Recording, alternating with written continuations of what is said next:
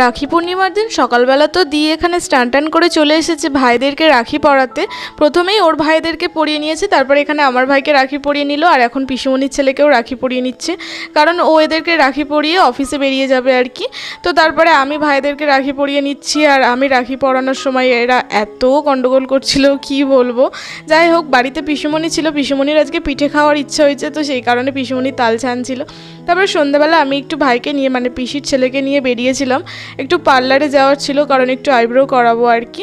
তো পার্লারে এসে এখন আইব্রো করিয়ে নিয়েছি, তারপরে আমি আর ভাই এখানে চলে আসি ফুচকা খেতে। আর এই দেখো, ওকে ক্যামেরাতে নিচ্ছিলাম বলে মুখটা কিরম ঘুরিয়ে নিচ্ছিল।